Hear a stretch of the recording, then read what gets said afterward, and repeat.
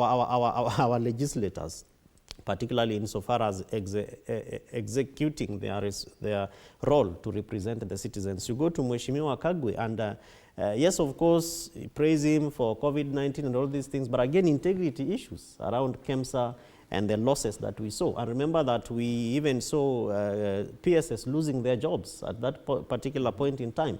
But yet that the person who was at the helm of this conversation still comes back. And part of the issues that actually saw the former deputy president lose his power was also the KEMSA issues and part of his companies and the kind of stories that we were told on TV, and as we observed that particular impeachment process, and that really means not so much to our members of parliament. And you go to Mheshimiwa Lee Kinyanjui again, and still issues around audit queries when you are governor of Nakuru County to the tune of 8 billion plus, and that it doesn't matter as long as President William Ruto and President Uhuru Kenyatta meet and they shake their hands. And so there must be, in my view, as we talk about even SRC, there must be a carrot to be dangled.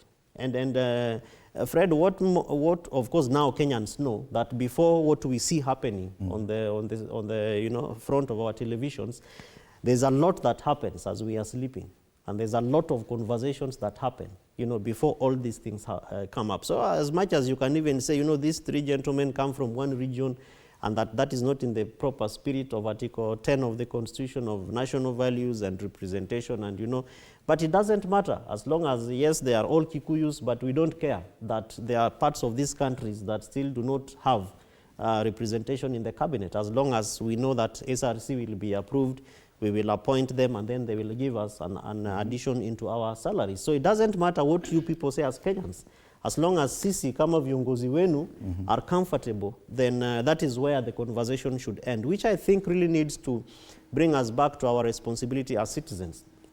And particularly in asking the question, what kind of leaders do we vote for? When I see people like my good friend Mheshimiwa Rene Mayaka standing and saying, oh, you ensured that there was free Wi-Fi.